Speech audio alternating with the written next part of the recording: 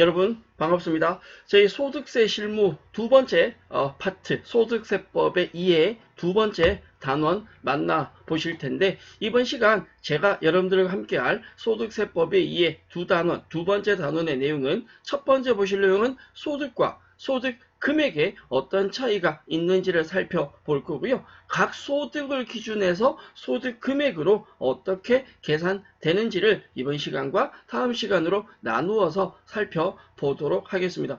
저희가 지난 시간 소득세법에 대한 기본적인 특징과 전반적인 기본적인 내용에 대해서 살펴보셨다면, 그 기본적인 내용에서 한 걸음 소득세법으로 한 걸음 더 살짝 안으로 들어간다라고 생각을 해 주시면 되겠습니다.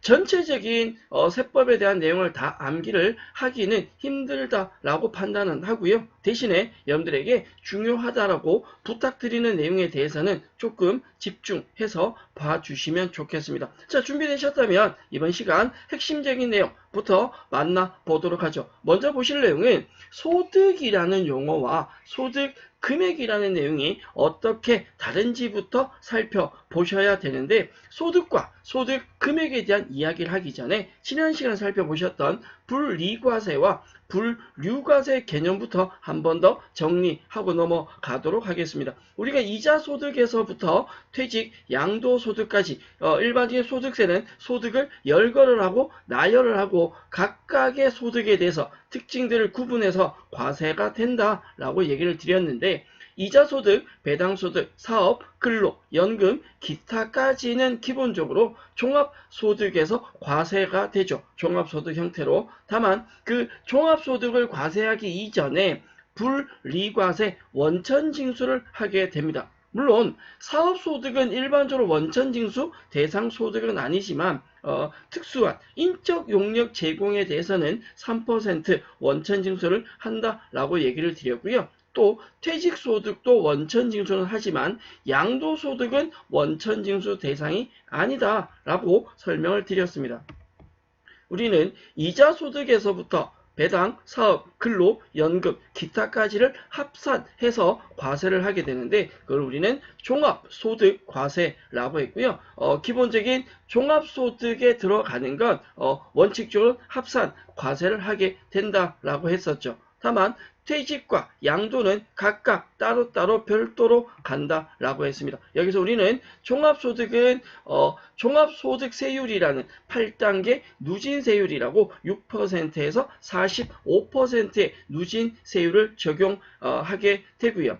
퇴직소득과 양도소득은 각각의 별도 세율을 적용합니다.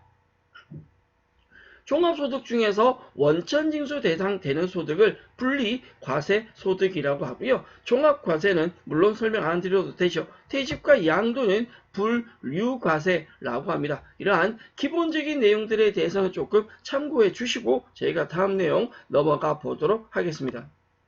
각각의 소득이 존재할 때 우리는 종합소득 과세되는 이자, 배당사업, 근로, 연금, 기타 소득 위주로 살펴볼 건데, 제가 수업을 하면서 조금 강조할 부분은 바로 이 근로소득과 기타 소득에 대해서 가장 강조를 많이 할 거고요. 일반적인 자격시험에도 가장 많이 출제가 되고 있습니다.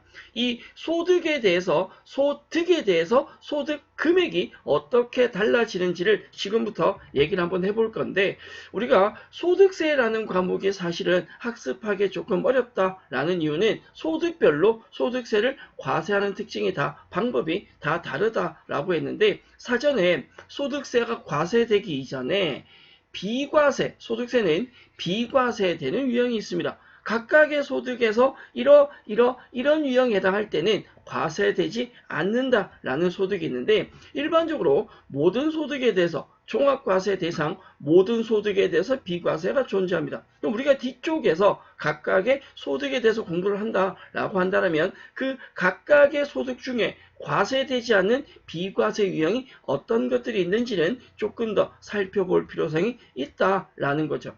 비과세 소득을 제외한 각각의 소득 중에는 원천징수를 하는 것이 있고 하지 않는 것이 있다. 이자소득과 배당소득은 원천징수를 해. 한다라고 했고요. 사업소득은 전부 다는 아니고 일부만 인적 용역 제공에 대해서만 원천징수를 한다라고 했습니다. 근로소득, 연금소득, 기타 소득까지 일반적인 소득은 전부 다 원천징수를 하게 되는데 한다라는 걸 안다라면 얼마를 하는지에 대해서도 관심을 가져주셔야 됩니다. 자, 저희가 여기까지는 사실은 정리를 했던 내용이고요. 새로운 내용은 지금부터인데 일반적인 소득들에 대해서는 필요경비, 다시 하면 그 소득을 얻기 위해서 들어간 투자되는 비용을 일반적으로 경비로 인정을 합니다. 이 필요경비는 소득으로 보지 않고 소득에서 마이너스를 하게 되는데요. 이자소득과 배당소득, 우리는 이자소득과 배당소득을 합해서 금융소득이라고 합니다. 이자소득이나 배당소득은 필요경비가 비해당, 필요경비를 인정하지 않습니다. 이게 사실은 제가 만들어 놓고요. 제가 너무 감동을 한 나머지 해당, 비해당 좋지 않습니까? 네, 제 잔머리가 만들어낸 결과물입니다. 아, 너무 좋은데? 네, 금융소득은 필요경비를 인정하지 않습니다. 상대적으로 사업소득과 근로소득과 연금소득과 기타 소득은 각각의 소득을 얻기 위해서 들어가는 경비를 비용으로 인정을 한다라는 거죠. 결론은 경비를 비용으로 인정한다는 말은 그 경비만큼은 소득으로 보지 않겠다라는 결과를 가져오는데 각각의 소득에서 필요 경비를 인정한다 라고 한다고 했는데 필요 빼면 나오는 것이 잠시 뒤에 만나게 될 소득 금액이 됩니다. 자, 정리하고 가죠. 금융소득은 이자와 배당소득이 포함되는 금융소득은 필요 경비를 인정하지 않고요. 사업소득은 경비 인정합니다. 다만 근로소득의 경우는요. 우리가 근로를 제공하고 근로소득을 얻기 위해서 얼마만큼의 비용이 들어갔냐라는 걸 객관적으로 증명하기가 어렵기 때문에 근로소득은 필요경비라는 말 대신에 근로소득공제라는 방법으로 필요경비를 인정하고 있고요. 연금소득도 필요경비라는 용어 대신에 연금소득공제라는 용어로 경비 인정을 하고 있습니다.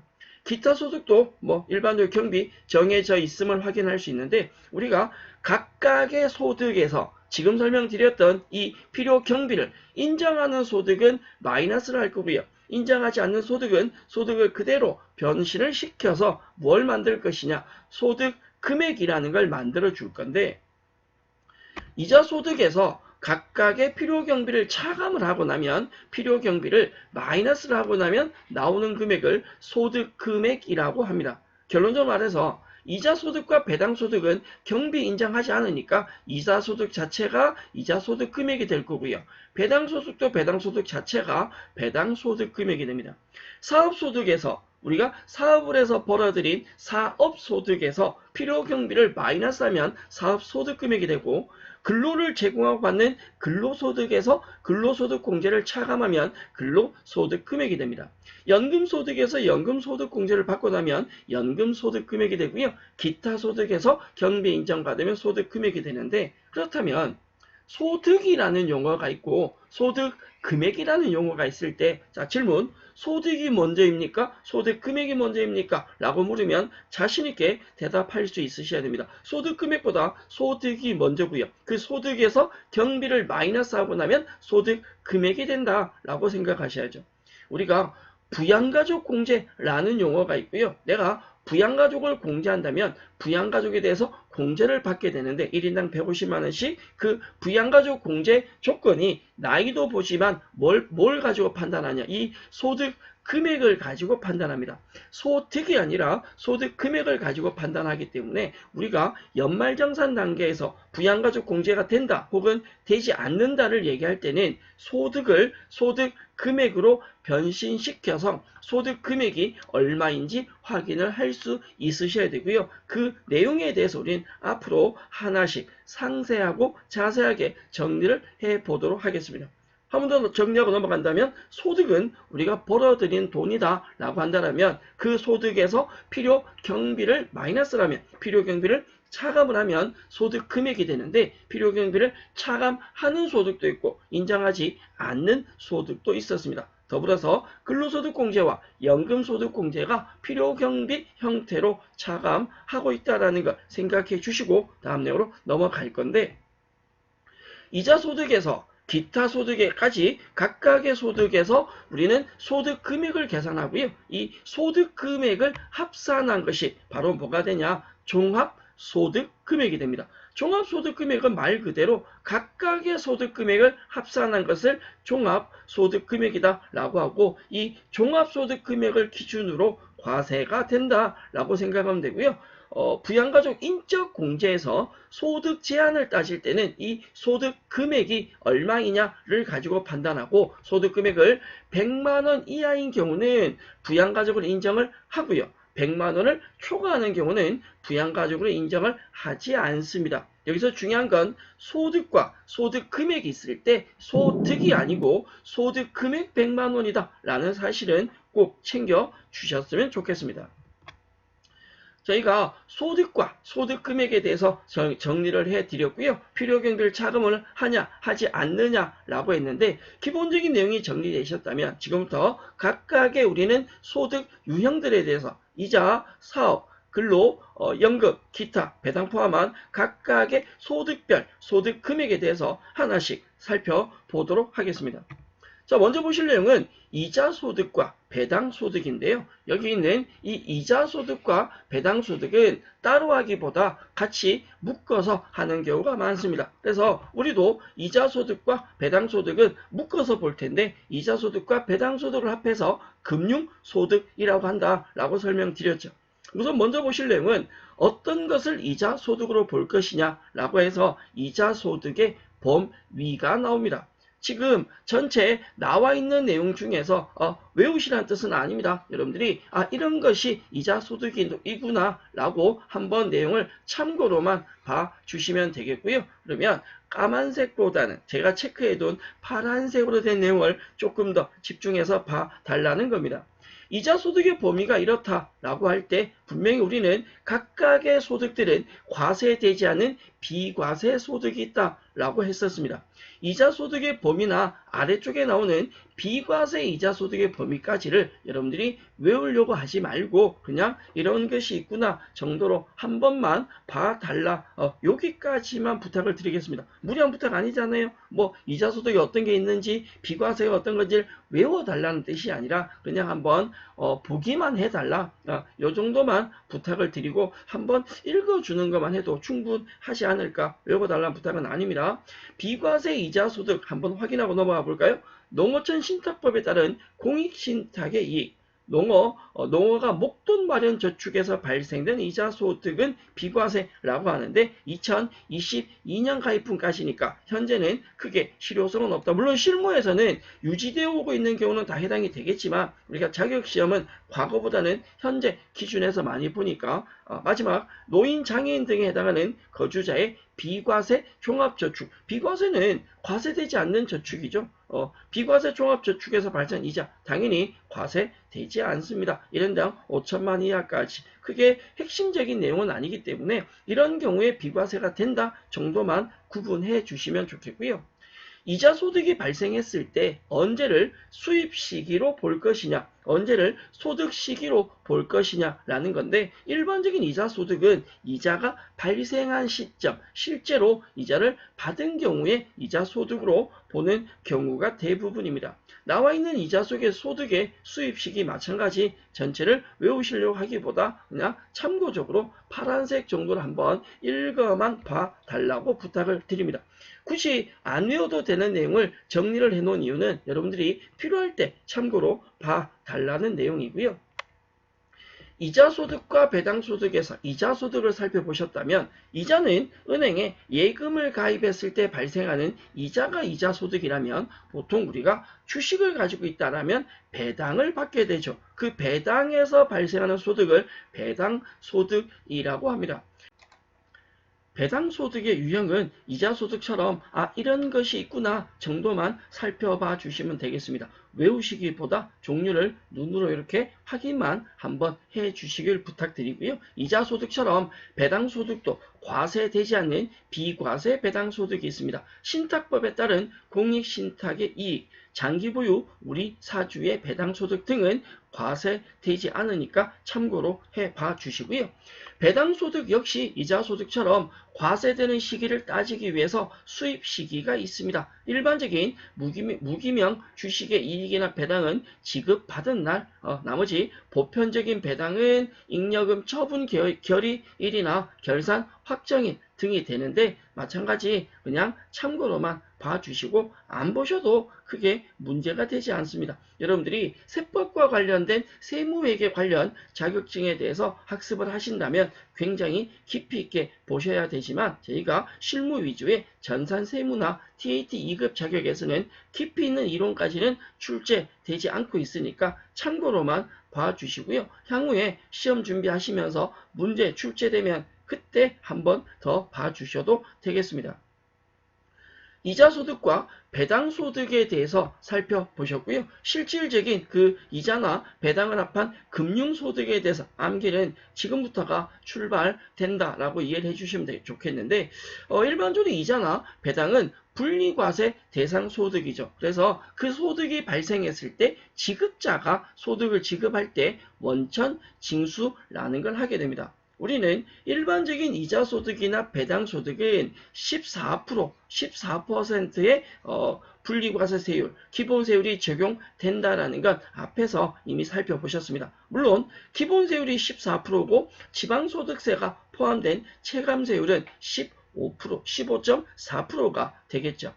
비영업대금 이익은 25%고요. 나머지 소득은 참고로 보시고 조금 더 간다면 실제 명의가 확인되지 않은 소득은 42%, 금융실명법에 따른 비실명 이자 소득은 비실명 소득은 90%, 기본세율이 90%니까 지방소득세가 포함되면 99%가 과세된다, 원천징수를 한다라고 정리를 해주면 되겠죠. 다른 내용은 아니더라도 기본세율 14%는 꼭 챙겨서 다음 내용으로 넘어가시면 좋겠습니다. 이자소득과 배당소득에 대한 소득금액, 소득이 아니라 소득금액을 이야기를 한번 해볼 텐데 이자소득과 배당소득을 합해서 우리는 무슨 소득이라고요? 금융소득이라고 부른다라고 했습니다. 이자소득과 배당소득은 하나로 본다라는 건데, 자, 금융소득 금액이라는 말이 나오는데, 금융소득 금액은 이자소득과 배당소득을 합한 것에 대한 소득 금액이죠. 우리는 소득과 소득 금액의 차이에 대해서 앞서 정리를 했었습니다. 일반적인 소득이라면 소득에서 필요 경비를 마이너스하면 소득 금액이 되는데 금융소득 금액은 필요 경비를 인정하지 않습니다. 따라서 이자와 배당을 합했는 금융소득의 수익 금액이 그 자체가 금융소득 금액이 된다라는 거고요. 물론 이 소득 금액에는 비과세나 분리과세 대상 소득은 제외하고 이야기를 많이 합니다. 금융소득 종합과세 한번 살펴본다면 금융소득 종합과세는 2천만 원을 기준으로 갑니다.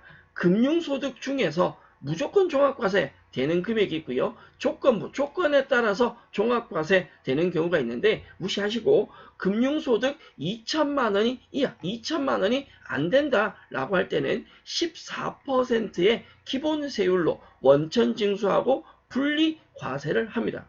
그러나 금융소득의 금액이 2천만 원을 초과한다. 2천만 원을 초과하게 되면 이 경우는 6에서 45%의 누진세율로 기본세율을 적용한 누진세율로 종합과세가 됩니다. 자, 그럼 여기서 핵심적인 내용이 뭐냐? 이자나 배당소득이 발생했을 때는 기본세율을 14%를 적용하는데 만약에 2천만 원이 초과하면 6에서 45%의 누진세율이 적용이 되죠. 그럼 좀 이상한 건 있습니다. 처음 이자나 배당이 발생할 때 2천만 원을 넘을지 넘지 않을지 어떻게 아냐라는 거죠.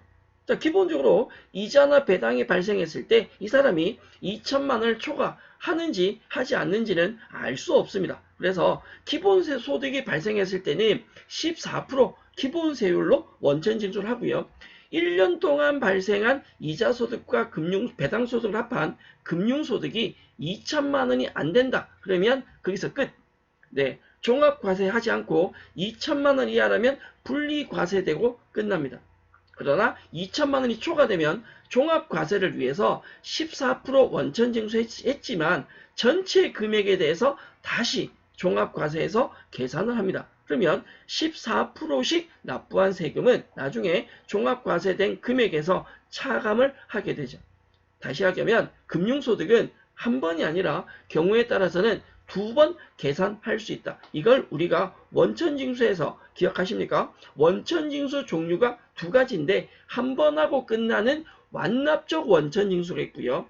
2번을 해야 되는 예납적 원천징수가 있습니다. 이 금융소득이 바로 대표적인 예납적 원천징수입니다. 기본적으로는 14% 원천징수 한다. 2천만 원이 안 되면 거기서 끝. 2천만 원이 초과되면 다시 계산을 한 번 더 해야 된다. 여러분들이 여기까지만 기억을 해 두셔도 될 것 같습니다. 우리가 부양가족 공제를 따질 때 소득금액 100만 원을 가지고 부양가족 공제를 판단한다라고 했는데요. 금융소득 금액이 2천만 원이 되지 않으면 소득은 있으나 소득 금액이 잡히지 않습니다. 기본 공제 적용을 받을 수 있습니다. 그러나 금융소득이 2천만 원을 초과하는 경우는 부양가족이 기본 공제 적용을 받을 수 없습니다. 따라서 부양가족이 부양가족 공제를 받으려면 이자나 배당소득의 합계액이 얼마 넘지 않도록 2천만 원 넘지 않도록 해야 된다라는 거죠. 우리가 금융소득에는 기본적으로 금융소득이 많은 고소득층에 대해서 세액 부담을 더 많이 지우고자 하는 취지에서 나온 제도인데 금융소득이 2천만 원 초과하는 사람들을 금융소득 종합과세자라고 이야기를 합니다. 보통은 저희가 연초에 연말정산이 다 끝나고 나면 혹은 5월달에 종합소득세 신고가 끝나고 나면 뉴스에 그런 기사가 나옵니다. 금융소득 종합과세가 올해 몇 명이었다라는 기사가 나오기도 합니다. 관심을 잘 가지시면 발표가 됩니다. 금융소득 2천만 원 넘는 사람들이 실제로 꽤 됩니다. 부럽습니다. 네, 저는 뭐 2천만 원 고사하고 근처도 못 가는데 네.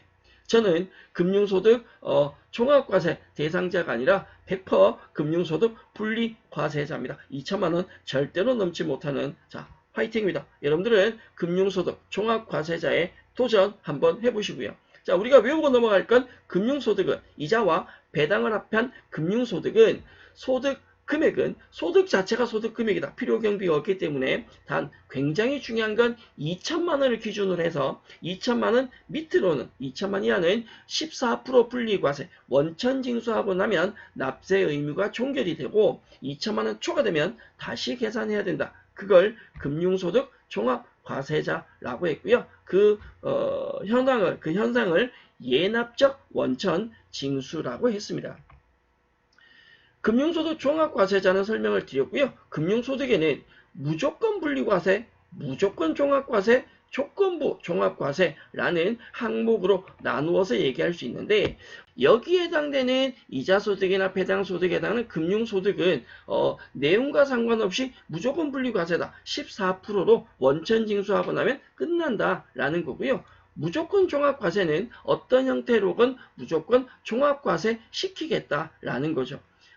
2천만 원 이하가 안 돼서 분리과세하고 납세 의무가 종결된다 하더라도 여기에 해당되는 건 이 부분만큼은 별도로 그 내용만 드러내서 다시 종합과세 시키겠다라는 겁니다. 마지막 조건부 종합과세라고 하는 건 일반적인 금융소득이나 비영업대금 이익의 경우는 전체 금액이 2천만 원을 넘느냐 넘지 않느냐에 따라서 2천만 원이 되지 않으면 분리과세 14% 원천징수하고 끝내겠다. 초과되면 다시 종합과세 하겠다라는 내용이니까 그에 맞춰서 구분하시면 되겠는데 나는 암기하는 거 머리 아프다. 많이 외우는 게 힘들다 라고 한다면 금융소득은 소득이 소득 금액이다 라고 생각하시고요. 2천만 원만 기억해 두시면 됩니다. 우리는 핵심적인 부분이 연말정산할 때 부양가족 공제 여부가 최우선이기 때문에 그 내용만 살펴본다면 금융소득이 2천만 원 초과되면 기본공제 대상자가 안 된다. 2천만 원 안 될 때는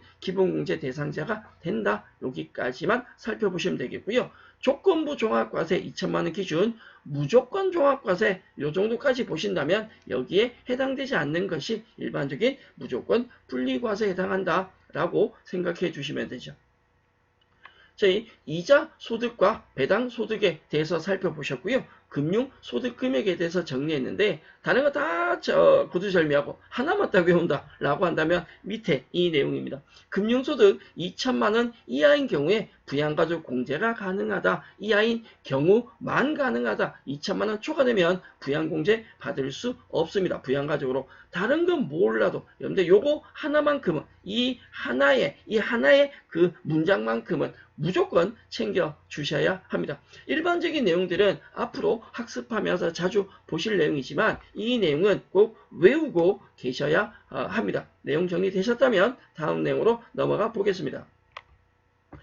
이자소득과 배당소득, 금융소득에 연결된 내용 살펴보셨고요. 다음 보실 내용은 사업소득과 사업소득 금액입니다. 자, 이자나 배당의 금융소득은 필요경비를 인정하지 않기 때문에 소득 자체가 소득 금액이라고 했지만 사업소득은 다르죠. 사업에서 버는 걸 사업소득이라고 한다면 이 사업소득에서 사업소득 금액은 필요경비를 마이너스 한 금액이라고 할 수 있는데 사업소득의 정의부터 본다면 사업에서 생기는 소득을 사업소득이라고 합니다. 일반적인 사업소득은 영리, 목적 내용이고요. 사업소득의 범위가 많아요. 이걸 전부 다 사업소득의 범위라고 합니다. 어떻게 다 외우겠습니까? 이건 외우지 않습니다. 네, 우리가 일반적으로 계속 반복적으로 영리를 목적으로 하는 이런 일들을 사업이라고 하고요. 여기에서 발생하는 소득을 사업소득이라고 한다라는 거죠. 참고로 봐주시고 사업소득의 범위 다음 페이지 또 있네요.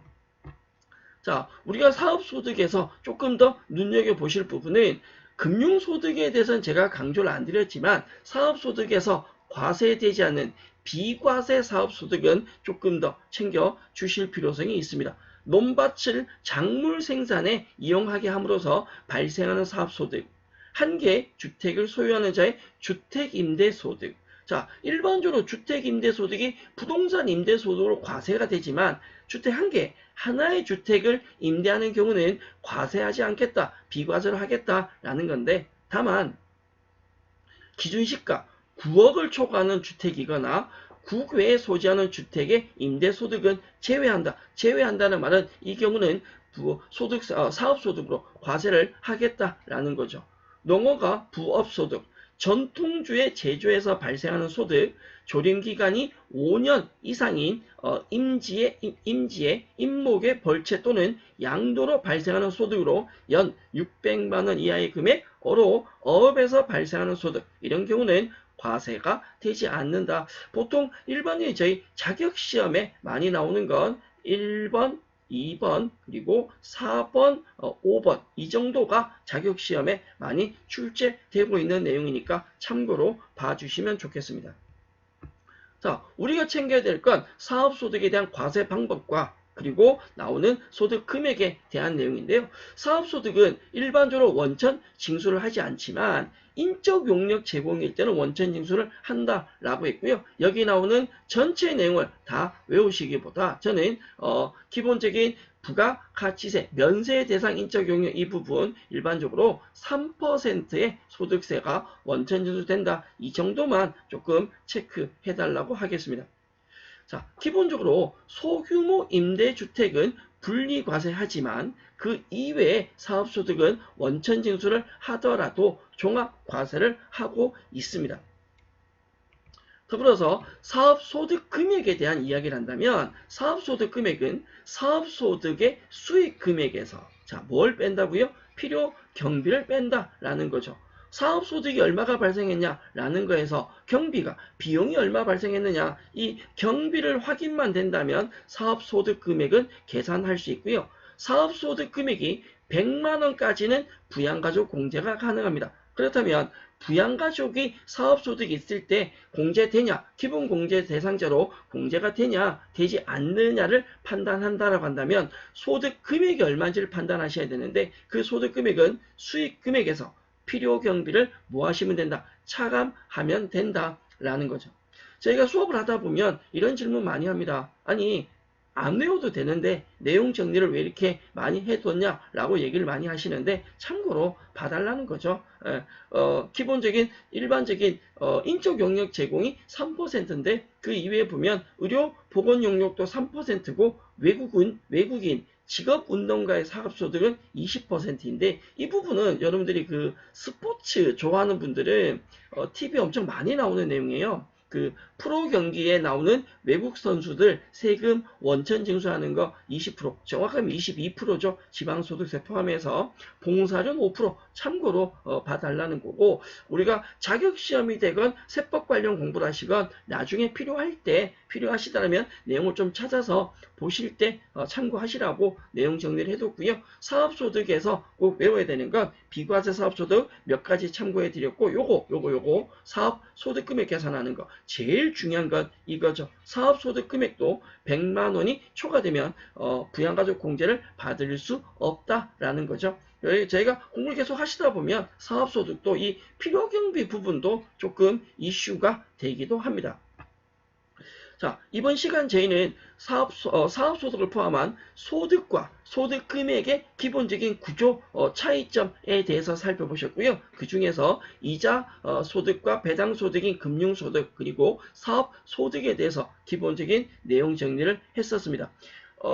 소득과 소득 금액 차이만 정리되신다면 나머지는 크게 부담 갖지 않으셔도 될 내용 같고요. 다음 시간 저희가 근로, 연금, 기타 소득 금액에 대해서 살펴볼 텐데 일반적인 자격시험의 출제 빈도가 가장 제일 매우 높은 부분이 바로 이 근로소득하고 기타 소득입니다. 이 근로소득과 기타 소득은 조금 암기할 내용도 추가될 거니까 앞부분 소득과 소득 금액 차이는 정리해 주시고 다음 내용에서 추가 학습을 이어가 보도록 하겠습니다. 여러분 수고하셨고요. 저는 다음 시간 다시 인사드리겠습니다. 감사합니다.